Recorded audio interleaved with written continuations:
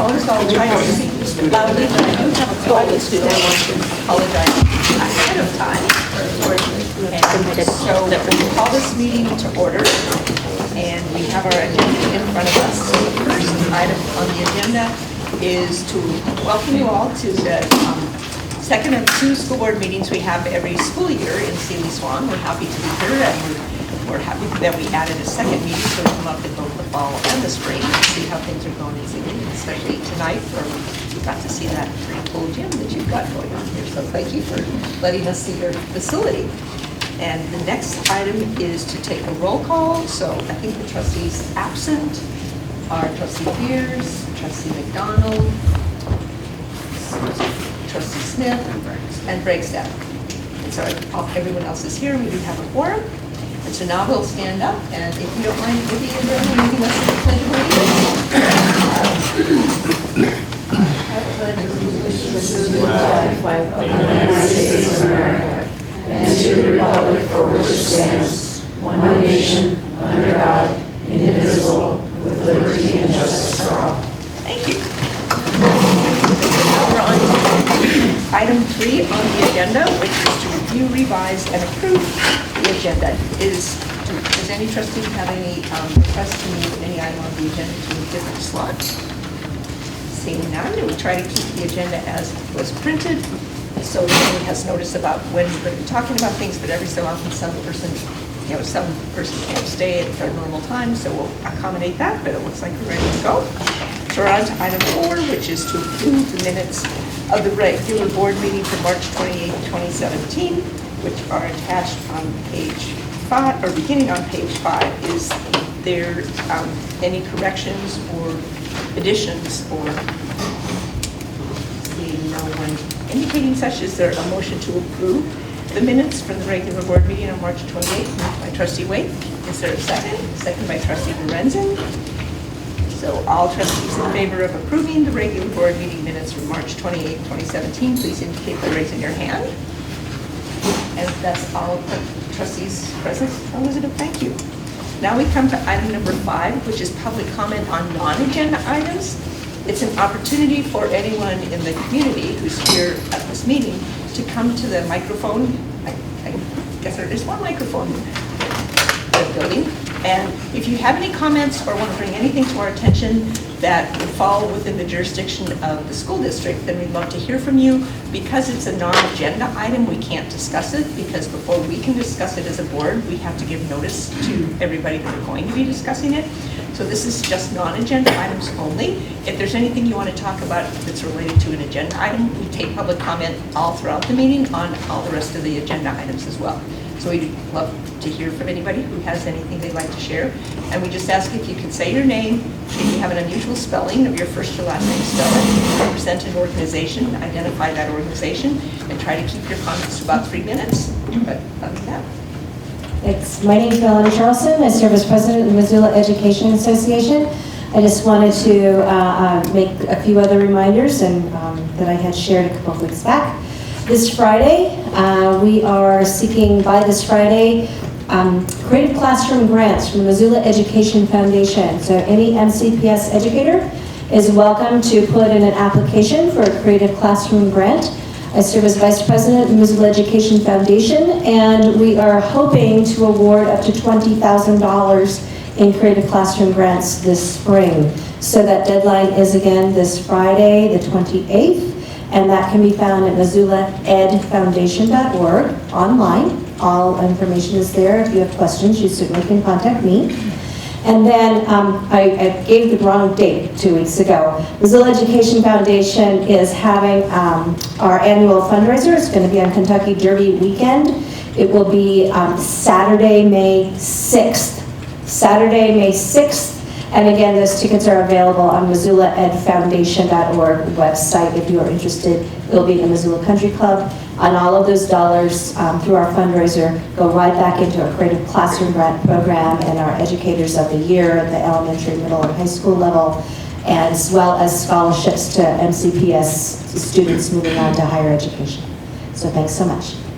Thanks. Is there any other public comments? Great. Sure.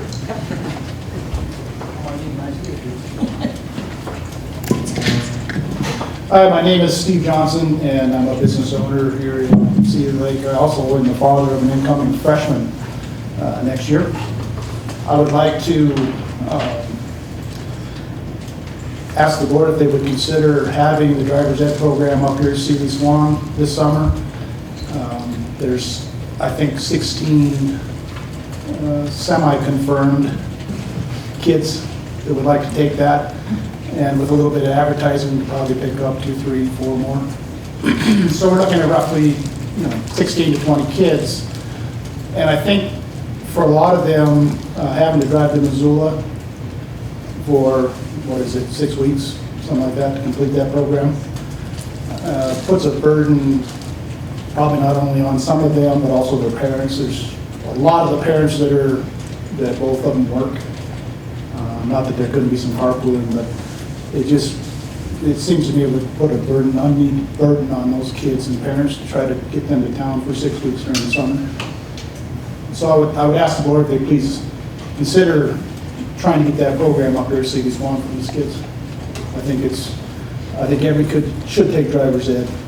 I think there's a lot of good information and practice that comes out of that class. So please consider that if you would. Thank you. Thank you.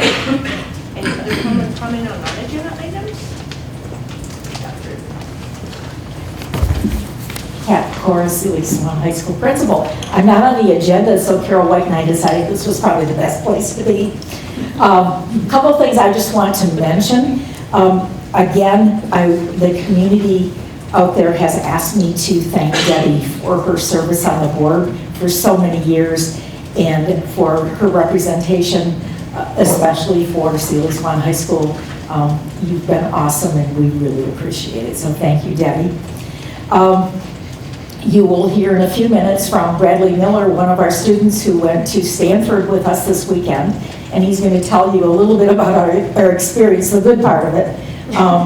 This weekend, our car was vandalized, so we were started off with a real bang on Friday afternoon. So he'll tell you a little bit about Challenge Success. I wanted to mention we've had an open house, a play, a prom, and Two Valleys stage community presentation, all in our new auditorium already, and we love it. So thank you for your support for that. It's a wonderful addition to our community, and we're making good use of it. Finally, just today we were notified that for the 4th year in a row, we have been named to the U.S. News and World Report as a nationally recognized best high school in the country. So we wanted to make sure that you were aware of that. So that's all I have. Bradley has a few things he'd like to tell you about Challenge Success. Hi, I'm Bradley Miller. I'm a senior here at Seeley, and I was with a group of students and teachers that went to Stanford again. If you remember, during the fall we went there, and that trip went a little bit better. We came back with other stuff, but we did a lot of things after that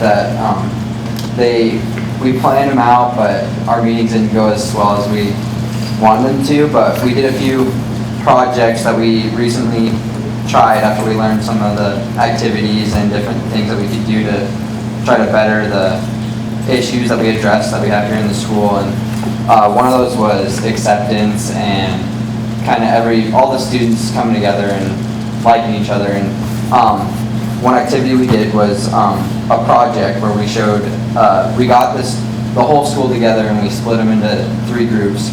And while one group was making signs for lockers that had positive quotes or sayings that they wanted to put up there, the other group was with the classroom, and we showed them a video that was a commercial from Denmark.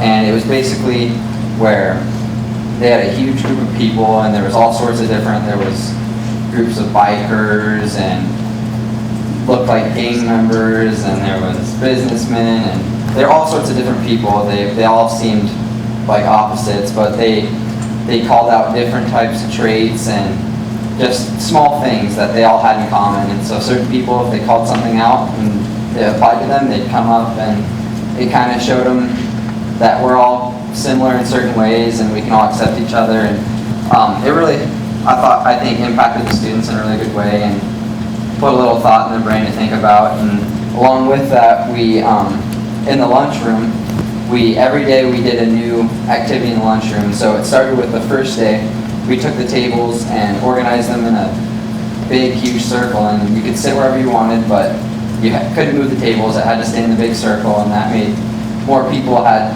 to sit by each other that wouldn't usually sit by each other. And that was one of the biggest problems that we had, was in the lunchroom, a lot of kids were being excluded. There'd be 20 kids to a table and 2 kids to another table, and so that helped with a lot. And the second day, we did 6 people to a table, no more, no less, and that way everyone, again, had to sit by someone they might not usually sit by.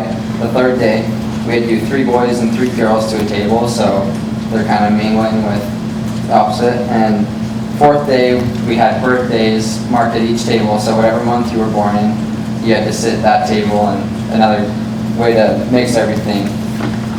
This year, this time when we went to Stanford, we talked about some different things. Again, we realized that we had issues different from some of the bigger schools that were at the meeting, but we kind of got down to the finer details, whereas the first time it was kind of overall just getting everything together. But we came together and decided certain meeting dates for our groups and assigned roles. As I'm now the student leader of the Challenge Success Group, and I think it was Miss Stout and was it Miss Stone that were the teacher leaders? Or? Seen it, Emmons. Oh, and Cena. So Miss Stout and Cena are the adult leaders for it, and so now we'll have specified meeting dates and try to get some more accomplished. So that's all. Thank you so much. Is there any other public comments on non-agenda items?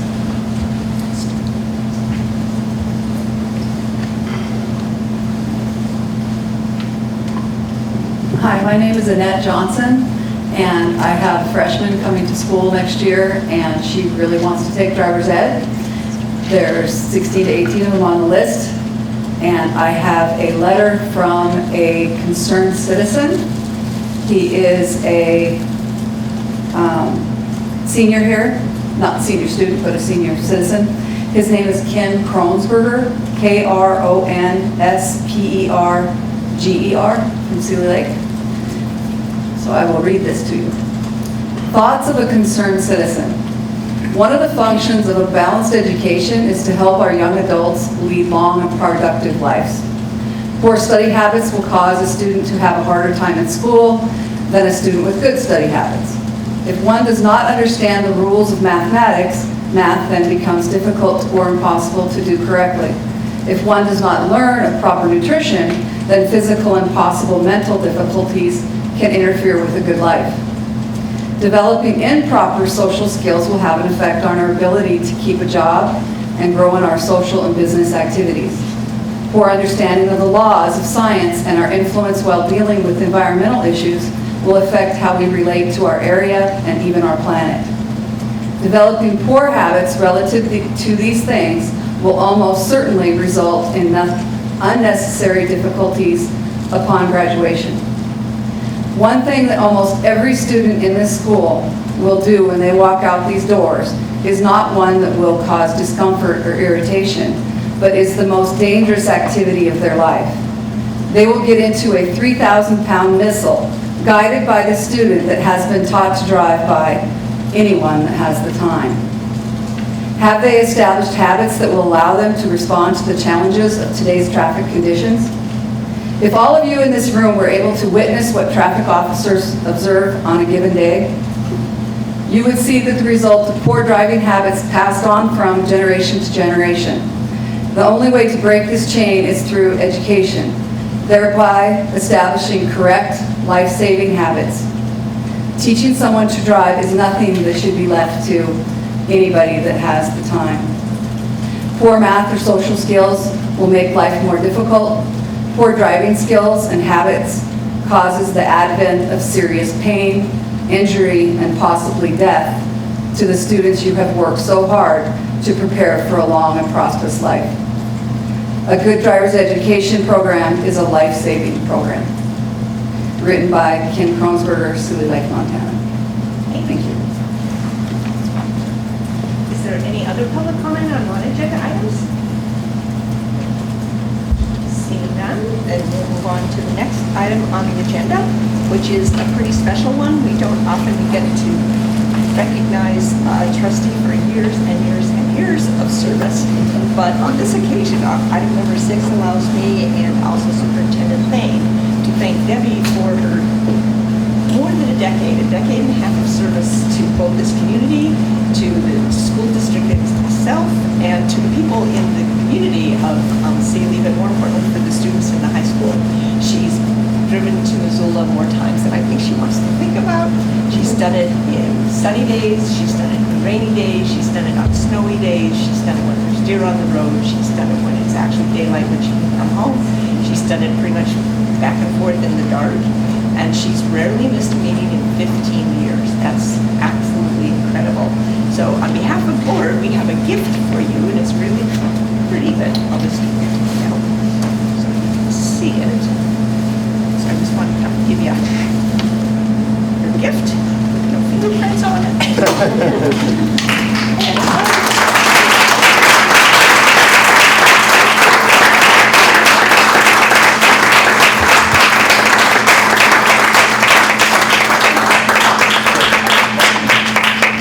And we obviously heard from Dr. Pecora as well as Chair Holland about the 15 years of service.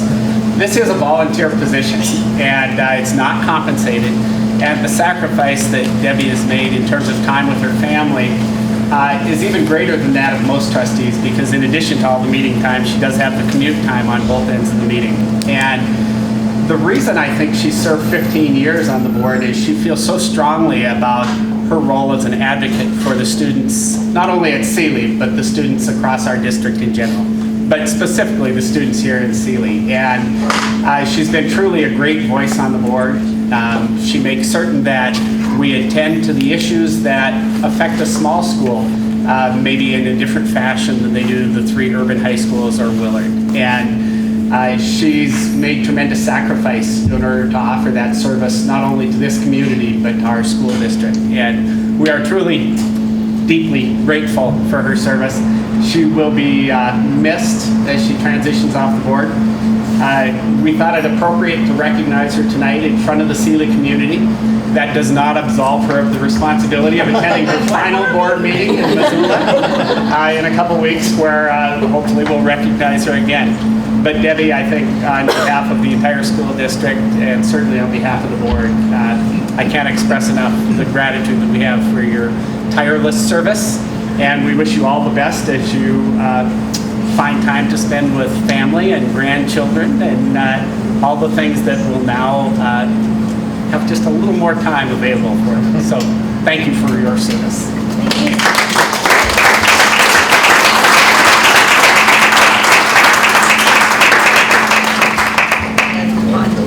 Note, we'll continue with the focus on the Sealy, so we'll have student trustee reports, and we'll start with Sealy's trustee. So, you want to let us know what's going on in Sealy High School?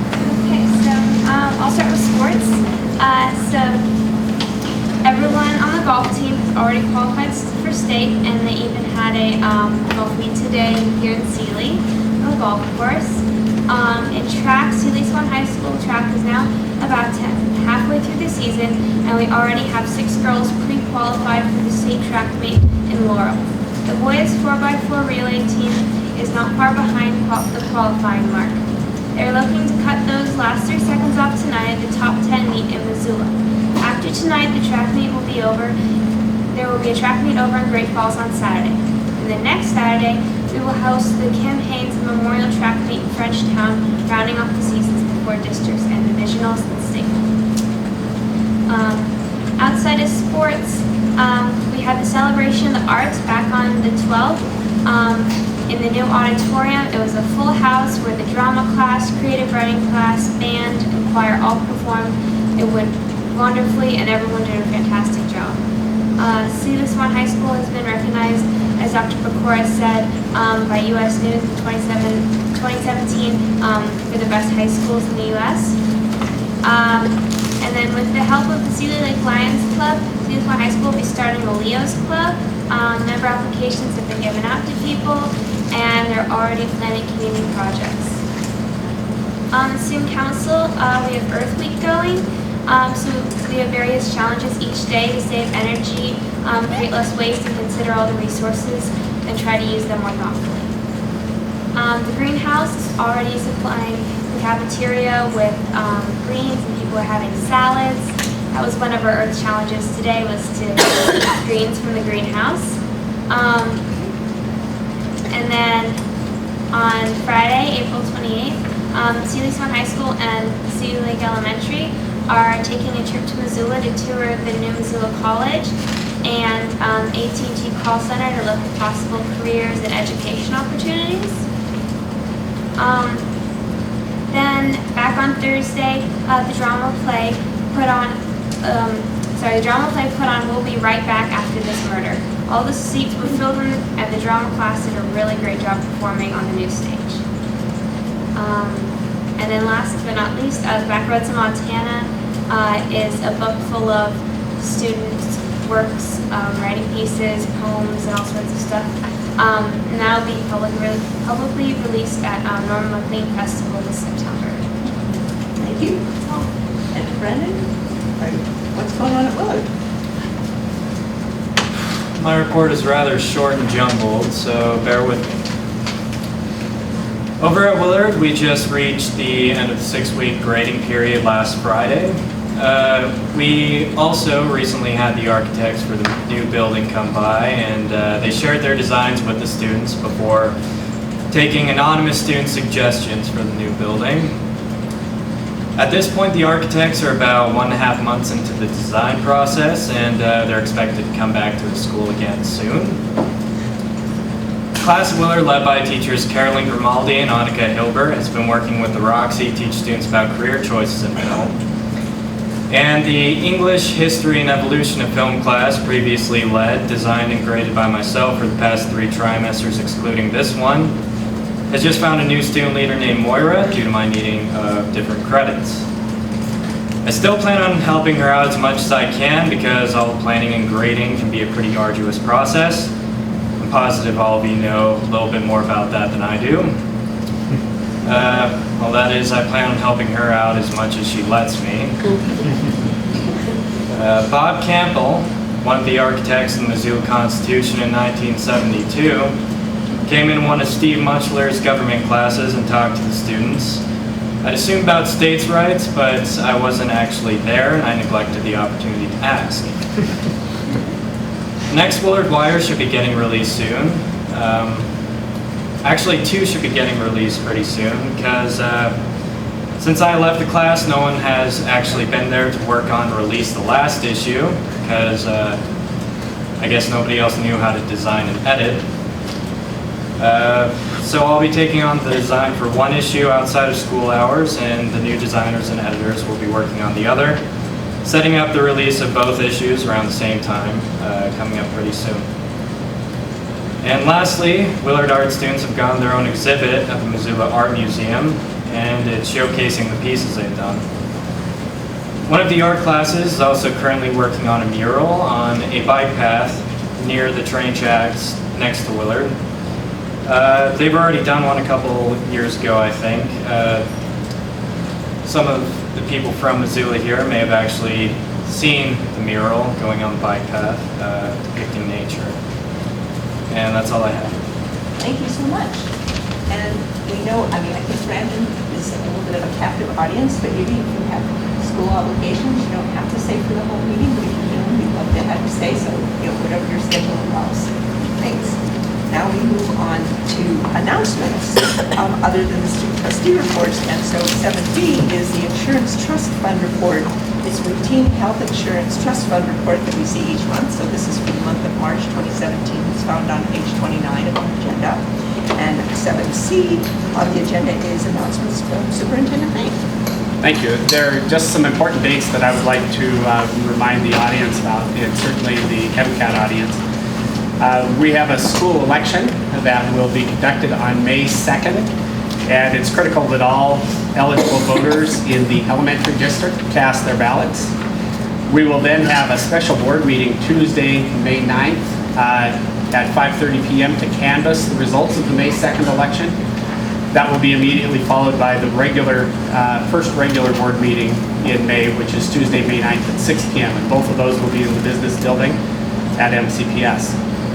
We will then have a special board meeting Tuesday, May 11th to seat the newly elected trustees and to reorganize the board, and that will be at 6 p.m., again in the business building. May 23rd, we'll have our second regular board meeting of the month at 6 p.m. in the business building. We have, it's hard to believe we're approaching May. There will be no school Friday, May 26th and Monday, May 29th in observance of the Memorial Day holiday. We will have the Missoula County Public Schools retiree celebration for all certified and classified staff that will be retiring at the end of the year, and that will be in the Sentinel Cafeteria Thursday, June 1st. And that will begin at 3 p.m. Then we'll later this evening talk about graduations, but we have scheduled the graduations for the 4 high schools in the Willard Alternative High School program. In addition to that, the adult education program and the 3 middle school promotion ceremonies. So we'll talk about those dates a little further into the agenda. I would also mention that one of the highlights of the year is the student art show at Southgate Mall, and they'll be assembling the art displays in the coming days, and that will be held the first portion of May in Southgate Mall. So if you have an opportunity, please take advantage of that. And finally, as Ibby said in her report, the celebration of the arts at Sealy took place on the night of the 12th, and I'd be remiss if I didn't again compliment in particular the students.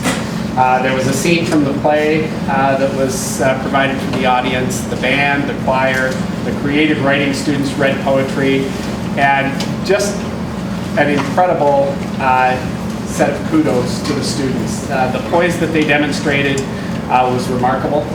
I certainly appreciate the support of the staff that helped prepare the students for the presentations. I was really impressed with the facility. I thought the acoustics were incredible given the size of the crowd and the amount of activity, and yet I was in the back most of the time and was able to hear each and every presentation very well. And then there was even a community bell choir that came in to perform, and I think that one of the nice features of the theater edition here at Sealy is that it will truly be a community theater. So we're very proud of the facility. If you haven't been in it yet, I encourage you to make sure that you stop in. I think it will serve this community really well for the future. And again, thanks to the students and to the staff for a wonderful opening for the new theater. Thanks. Now we move on to announcements from trustees. Are there any announcements from any trustee? Trustee Decker? Thanks. So this week is the Week of the Young Child, which is a national week that marks the importance of children birth to 5 in our communities and in our lives.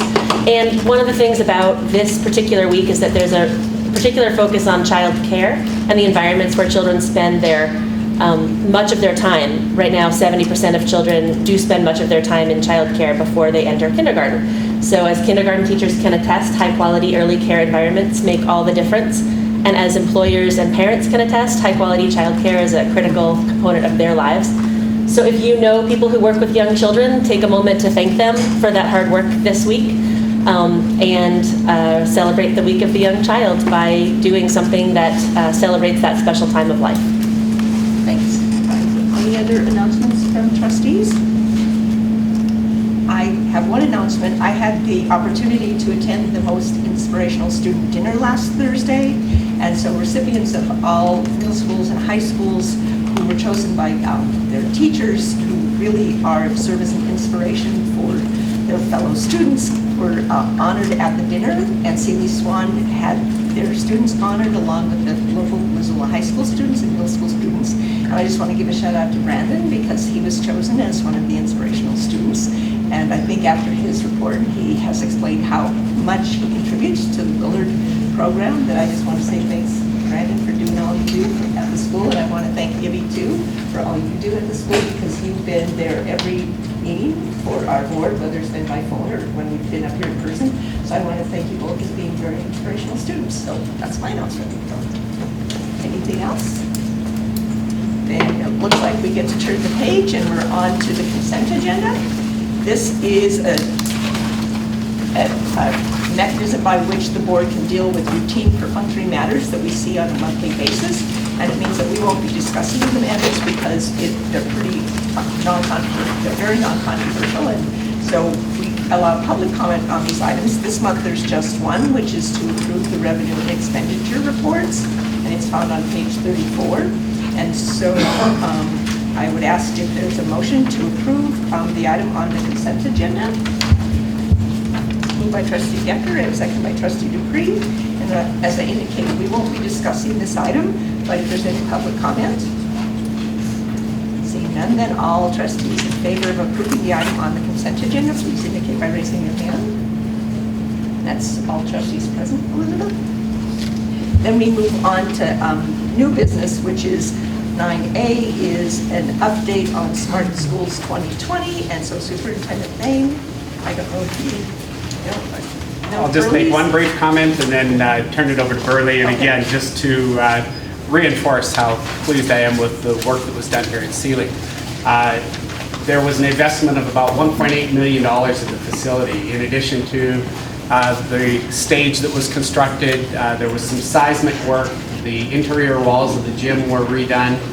There was some work in the hallway and the vestibules, restroom for the public off the library, just some very needed upgrades and enhancements. And of course, there's also some infrastructure work, including technology included in that bond. I think it's a great investment in Sealy Swan High School, and hopefully I will continue to serve the school and community well in the coming years.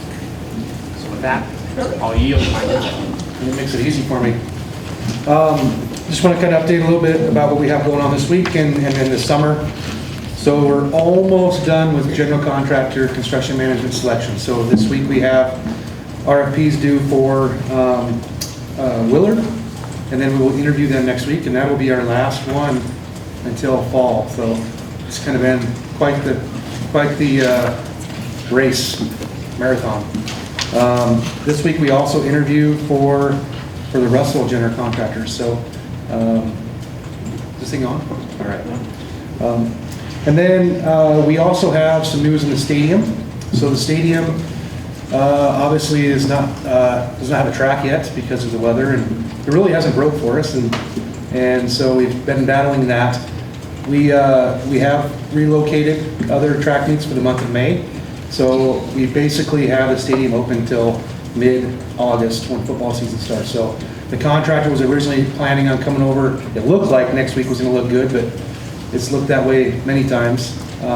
But it kind of takes the ease off of them, and we'll get a good track in one fell swoop, hopefully with good weather here over the next month or two. So it's kind of been put off of red alert, urgent to get it done, and be able to take our time to get it done when the weather allows us to do that.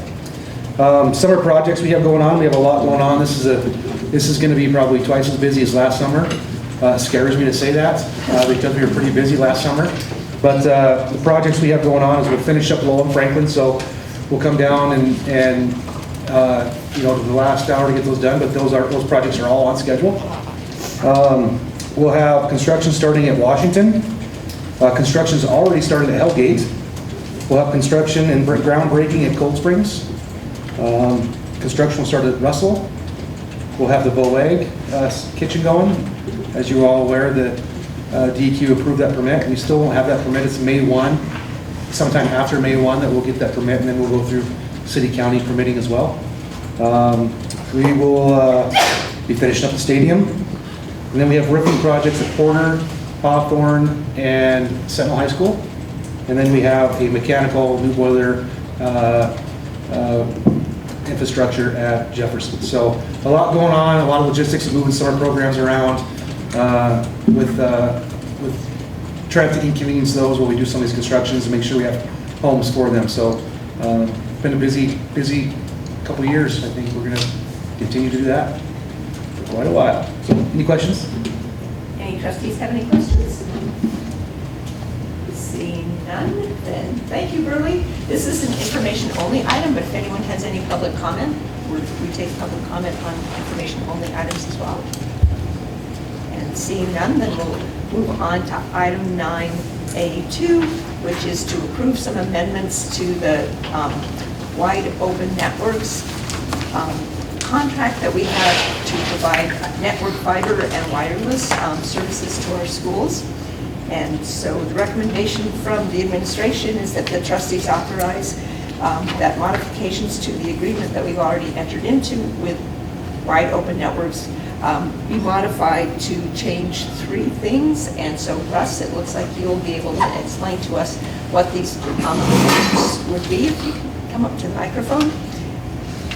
And Russ Hendrickson is our Senior Information Systems Manager for our IT department for the district. And Pat, did you want to reference anything as far as contractual language, or you want to just dive into these 3 topics? Just pick the 3 topics to great. Okay, and if we want to just do, they're completely separate concepts, so if we want to just do one at a time, approach it that way. The first one is to amend the contract with Wide Open Networks to include the fiber segment to Cold Springs. That's obviously due to the fact that when the contract was created, Cold Springs site had not been determined, so we were waiting until the purchase of the land was complete. So that's the first part.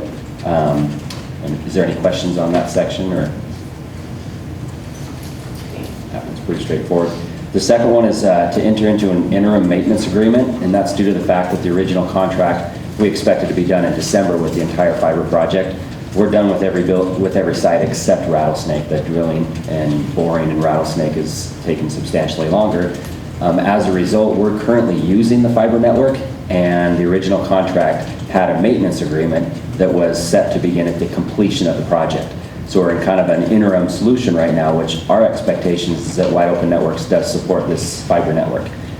So if there's a fiber cut, we want them under contract to repair it with the terms of the maintenance agreement. And the difference between the two is during a construction period, if there's a fiber cut, there's no expectation that it's fixed in a timely manner. They could do it in a week or 2 weeks because it's a network under construction. Due to the fact that we're using this currently, if that fiber gets cut anywhere in our network, we want to hold them to that maintenance agreement, which would mean they have to respond within 2 hours. And so due to the fact that it's not supposed to start till the contract is, or the project is completed, we want to enter into an interim maintenance agreement with them for the time period of now until more than likely June 30th when they complete Rattlesnake. And we've had conversations with Wide Open Networks, their mutual agreement, and they're on the same side. They want to do the same thing as well, because they understand that our expectation would be that they would respond quickly. So is there any questions in regards to that one? Anything you want to add to that, Pat? Nope.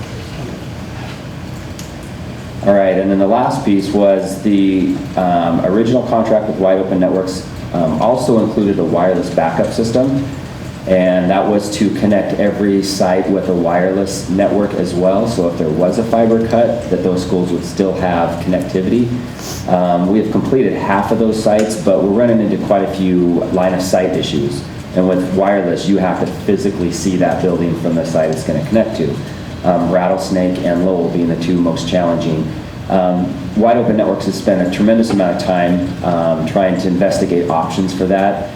And MCPS just feels at this time that it's probably in our best interest to focus on just the schools they can complete, close the contract with Wide Open Networks, and then we can slowly start reevaluating the need for wireless backup systems at the other schools.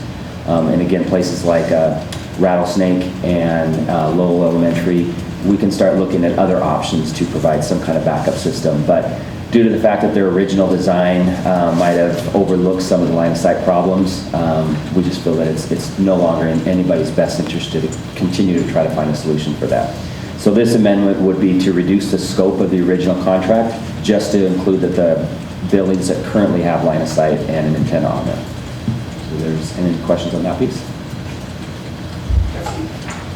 Are there any, what are the financial implications of reducing the scope of the contract?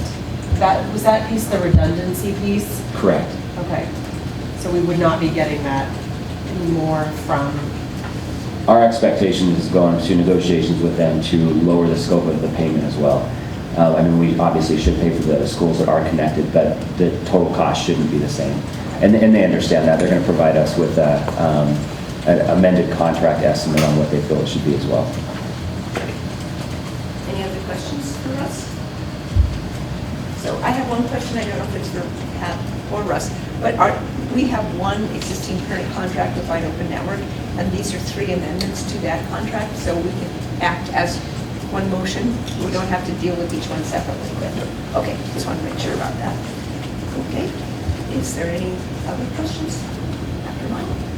Well, seeing no other questions, then is there a motion that we authorize the modifications that Russ just walked us through and which are written down and kind of summarized on page 2 of the agenda? Motion to modify the agreement? Oh, moved by trustee Lorenzen and second by trustee Newbold. And so, Elizabeth, the minutes would reflect that it's those 3 amendments that we would be making. Is there any board discussion? I guess I'll have make one comment more than a discussion. I want to thank you and your department for being so meticulous about recognizing when we need to move forward, when we need to make modifications, and bring it to our attention. It seems like this fiber and wireless system is working out pretty well, but sometimes there are bumps in the road, and I appreciate your attention to detail so that we're still getting a good quality product, and we're making these modifications in a way that helps the district. So thank you to you and your staff for us. Any other board discussion? Seeing none, is there any public comment on this issue? Seeing none, then all trustees in favor of authorize the 3 modifications to the agreement with Wide Open Networks in the manner outlined by Russ in our agenda, please indicate by raising your hand. And that's all trustees present, Elizabeth. Thank you. Thanks, Russ. And then you get, well, looks like to stay there because 9A3 is to award a bid for internet service RFP, and the recommendation is that we approve to award the contract for internet services to Blackfoot Communication for services at $1,409 per month with a 36-month contract, including the ability to increase speeds as needed throughout the life of the contract. And it looks like you'll be able to explain to us why we are using Blackfoot to enhance some areas where we need additional coverage. Yes, and this is actually pretty exciting for the tech department. This is the last piece of our infrastructure upgrade. We've managed to upgrade every piece that has been kind of the bottleneck within our network, and internet will be the last piece of it. We went to RFP, we received responses from 2 companies. We do have Judy Gear from Blackfoot here, which I'm glad you came, Judy. Blackfoot was, to say extremely aggressive with their pricing was an understatement. We're basically getting 10 times our current speed at 80% off. So the district stands to save about $80,000 in what we spend annually on internet service. And we were able to tell our staff yesterday at the Google Festival that moving forward, we told them power up your devices and put the pedal down. We expect this network to support what you need. So it's exciting that the bandwidth is going to be at a level that it shouldn't be a big discussion anymore. It should just be adequate for what teachers need. We're looking at going to a 3-year contract just because of the fact that nobody has a crystal ball, and the idea of where we might be 3 years from now would be hard to estimate. So going past a 3-year contract would be somewhat concerning to try to guess what our speeds might be. So at least with a 3-year contract, we can be somewhat conservative. 2 gigs is not a huge amount. We're already pushing 1 gig right now. So we expect that 2 gigs will service next year, but I would not be shocked if by the end of, or even the middle of next year, we're starting to push those speeds. And that's why we want to enter into a contract with Blackfoot to where the upgrades would be a little bit easier without having to go to a full contract negotiation. The prices that are in that contract include upgrades to higher speeds. So we already know what those prices would be. We just want to enter into as needed, as opposed to getting higher speeds right now that we may not use for a year. Any questions for us? Seeing none, is there a motion to approve awarding the contract for the internet services that was just described to Blackfoot Communication under the terms that he just described, and it's a 36-month or a 3-year contract? Is there such a motion? Moved by trustee Lorenzen and seconded by trustee Dupree. Is there any board discussion? Seeing none, is there any public comment? Judy, I don't know if you wanted to, you drove out here, so I don't know if you want to say anything. I don't. You can, if you want to. Yeah, if you'd like me to. I contacted Blackfoot just to let them know that we'd be talking about this tonight to see if they wanted to be here or make any comments, and I was provided a letter from Blackfoot, and I'll read that briefly. It says, Blackfoot is delighted to continue its partnership with Missoula County Public Schools as an internet service provider. Headquartered in Missoula, we know that technology itself isn't what gets the details right, people do. That's why our experts work alongside the information technology team to ensure the internet service will allow teachers/students the ability to accomplish their education imperative and goals. Recently, Blackfoot has begun upgrading their core network to 100 gigabits. The strategic decision and planning allows Blackfoot the ability to offer extremely competitive pricing to MCPS. The pricing model we use for the internet service RFP response was a strategic move by Blackfoot, allowing us to provide higher capacity bandwidth pricing. Make no mistake, Blackfoot wants to continue our partnership with MCPS because education is important to us. Last year, Blackfoot placed fiber to the premises of each of its ILEC schools at no cost to the rural schools.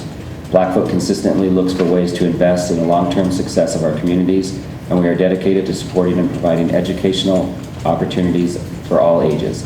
Last year, Blackfoot contributed over $575,000 to educational endeavors. Looking ahead, we are excited to see the possibilities the future holds for today's students, as well as continuing our relationship with MCPS. That's from Judy Gear, Account Executive for Blackfoot. Thanks. Thank you for forwarding that public comment. Is there any other public comment? Seeing none, then all trustees in favor of approving to award the contract for internet services to Blackfoot Communications under the terms that Russ described for a 36-month contract, please indicate by raising your hand. And that's all trustees present. Thanks, Russ, and thank you for riding up here, and thank you for forwarding the public comment. Now we move on to number 4, which is to approve a transportation route mileage change. And it looks like this is to approve the bus route changes for the second semester for 2016 and 2017. And they're described on page 45. And it looks like it's for special needs routes, so it's across K through 12. Do I understand that right? Yeah, it's special needs routes, and it can be any route, really. Special needs routes just tend to change and fluctuate more. So this is something we do twice a year. It's standard route approval so that we get proper reimbursement from city, county, state. And in order to do that, whenever you change mileage routes, the Board of Trustees have to approve that. So that's what those pages are on starting on page 45. It's just you approving those routes so that we can get proper reimbursement. Okay. Any questions for Bruce before I entertain any motion? So the recommendation is that we approve the bus route mileage changes as are contained in our attachment to the agenda beginning on page 45. Is there such a motion? Moved by trustee Lorenzen and seconded by trustee Newbold. Is there any board discussion? Is there any public comment?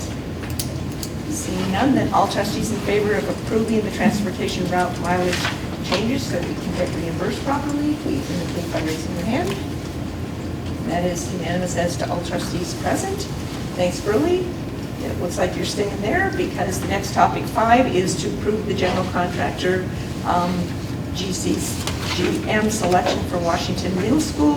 This is elementary only, and the recommendation is that the trustees authorize the engagement of Swank Enterprises to act as the GCCM for the Washington Middle School construction and renovation project. And Burley, do you want to just remind us very briefly what that selection process entails? We've been hearing about these types of selection process over the course of several months because of the contracts we've been giving out. So just a brief recap of what it entails. Sure. First, I'd like to thank Superintendent Mark Thane, Trustee Newbold, Craig Henkel, Principal Washington, Karen Allen, Pat McHugh, and David Roth for helping sit on this committee. As I've stated before, this is a very time-consuming process, but it's the best process for jobs like this. So it's worth, the first process isn't the request for qualifications. So we put that out for advertisement for any qualified, well, any contractor to apply and submit their proposal to saying they're qualified for this type of project. This committee then goes through, qualifies them off a pass, fail, yes, no type of score sheet. We decided to, I think there was 5 five construction companies that were approved to go through to the request for proposals. That's the RFP process. At the RFP process, you have, is when your scoring starts. It's a total of 300 points. 100 points is pricing, 100 points is their approach to the project, and 100 points is the interview process. So we go through the RFPs, and then we take up to 4 of those firms and choose to interview them. In this case, we interviewed 3, and once the interviews are complete and we had all the scores, we get a winner. And this happens to be Swank Enterprises for this project at Washington. We're very happy for that. I see Sean Baker from Swank is here tonight, so just do a wave so everybody sees you. And we're looking forward to this project. It's we had a meeting today that started discussing phasing and you know, bid documents and how it's all going to look and where we're going from here. So it's an exciting project. Be happy to answer any questions you have. Any questions for the board? Seeing none, thank you. Then is there a motion from an elementary trustee that we authorize the engagement of Swank Enterprises as the GCCM for the Washington Middle School construction and renovation project? Moved by trustee Kendall and seconded by trustee Decker. Is there any board discussion? Seeing none, is there any public comment on this item? Sure. The trustees previously have approved 3 very major elementary projects with the construction at Lowell, the construction at Franklin, and the construction at Cold Springs. What you may not realize is this is actually the largest dollar value project thus far in the elementary bond projects. The number of square feet involved at Washington, the amount of deferred maintenance in addition to the renovations and additions is significant. So again, just to help you understand perspective, I think it's important to note that this is a very significant project. Thanks. Any other public comment? Seeing none, then all elementary trustees who are in favor of authorizing the engagement of Swank Enterprises to act as the GCCM for the Washington Middle School project, please indicate by raising your hand.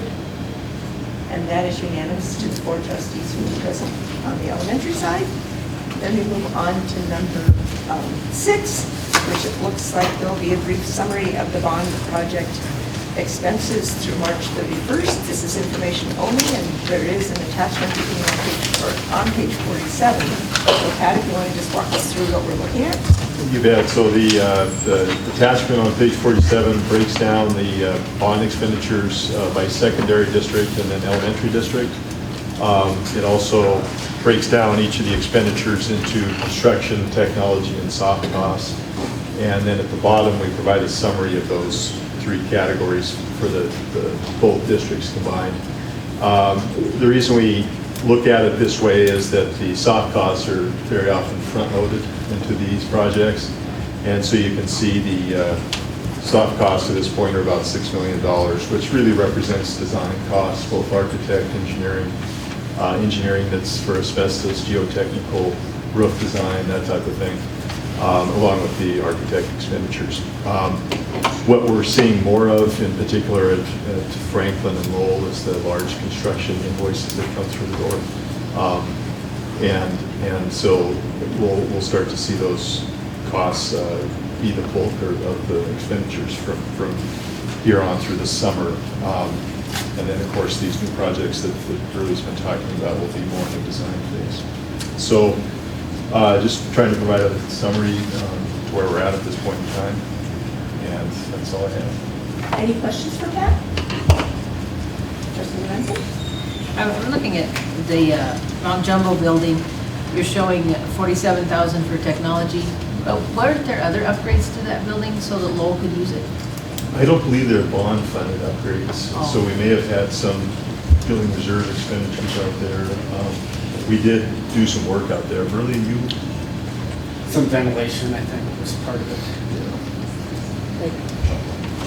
Sorry, we couldn't hear all the way back here. We were talking about the Mount Jumbo expenditure or upgrades that were in advance of the What building reserve expenditures did you do? Building reserve expenditures for Jumbo. Yeah. So we did some mechanical, some painting and stuff like that to get the building ready for school to start. It was nothing major though. And then the bond project, the only thing designated for bond project was technology for preparation to have low in there. But just painting and some. Yeah, it was painting and we did some new faucets and fixtures and stuff that had been out of commission so long, they had leaks and they couldn't be rebuilt, so. And then we had to do some unit ventilator work, heating system work in the building. We remodeled an office space so that we could break it into a couple different office spaces for CSCT, I believe, and so some minor things like that. It was nothing major. Any other questions from the trustees at Brewery? Seeing none, as I indicated, this is information only, but is there any public comment? Seeing none, then we're on to B1, which is to approve the 2017-2018 Willard Alternate High School Program Calendar, which is found on page 48. The board approves a variety of school calendars, and because of unique schedules, for example, Seeley, Swan, and Willard in particular, have different calendars than the rest of the high schools in our district. And so, Dave, if you want to just point out anything of note about this calendar, otherwise I think this is the last one we need to approve. That's correct. This will be the very last calendar for 17-18. For Willard, I would note, I guess, of major importance, it both starts and ends at the exact same time as the other high schools. The difference is there are some alternative days for teacher development or professional development. However, in the end, it has 187 days as the other calendars do as well. Any questions for Dave about the calendar for Willard? Seeing none, then is there a motion that we approve the Willard Alternative High School Program for 2017-2018 as is found in the packet? Moved by Trustee Wake and seconded by Trustee Dupree. Pardon? No. It's been that kind of day. No. I apologize. I've been talking with people every half an hour who has to have a different name, so I'm kind of name deprived today. So we have a seconded motion. Is there any discussion by the board? Is there any public comment on the Willard schedule? Seeing none, then all trustees in favor of approving the Willard Alternative High School Programs calendar for 2017-2018 is set out in our packet. Please indicate by raising your hand. And that is unanimous as to all trustees present. Then we move on to the second to the last item, which is to determine who would like to attend what graduation ceremony assignment. So I'm going to task Superintendent Thayer to writing this down because the staff at the high schools really appreciate getting notification as soon as possible, and I know Carol can try to get it out, or Karen can try to get it out to the various schools. So which trustees would like, I mean, obviously you don't have to attend all, you don't even have to attend any. Sometimes people actually have people graduating and families are traveling at the time. But any trustee who would like to attend the Willard Alternative High School Program, which is on Thursday, June 1st, you want to just raise your hand. And I'll let Mark capture this. Oh. Yeah, Okay. I'm going to go to all of them. Oh, yeah. That's what I just wanted to make it easy for it. Okay. Did Ann say yes or no? She's No, yes. I'm going to all of them. Anne's going to go to all of them. Let me start this way. Is anyone else going to go to all of them? And I'm going to go to all but Seeley because I have a graduation party to go to on Sunday for my nephews. So, with that out of the way, you've got Willard. I do. Okay. Who would like to attend Hellgate High School graduation? Grace and Diane. And Central High School. Big Sky High School. We can be all of them. Okay, Are you there? I'll jump on 7. Okay. I'm a graduate, so I can only go to Yeah, you've got someone graduating too. And then the adult education program. I can do that. And then Seeley Swan. Sure, we'll let you go. Yay! And then there are also, moving up, what do you call them? Promotions. There are promotions at all middle school, and it is not important that we necessarily get names because they may not be included in programs or be, recognized formally. But everyone is encouraged to also go to any of the middle school promotions if you'd like to attend as well. And so that would be fun. And it's a really great time of year. Graduation is. And with that, we're on to the last agenda item, which is its second. Just note, Sure. we have 4 trustees that are not in attendance tonight. We'll email those. Elliot. Oh, for the new trustee who's not yet seated. Yeah. We'll email all of them and make sure we get that commitment. Yeah. And now we'll move on to the last item on the agenda. We allow an opportunity for public comment on non-agenda items at the beginning and end of each meeting. In case you couldn't get to it right at the beginning, but something has come to your mind that you'd like to let us know about that's not been on the agenda, this is an opportunity to hear about it at the end of the meeting as well. Any public comment on non-agenda items? Seeing none, then we're done. And thank you so much for letting us come up and visit. We really appreciate it. Thank you for dinner. Thank you for dinner.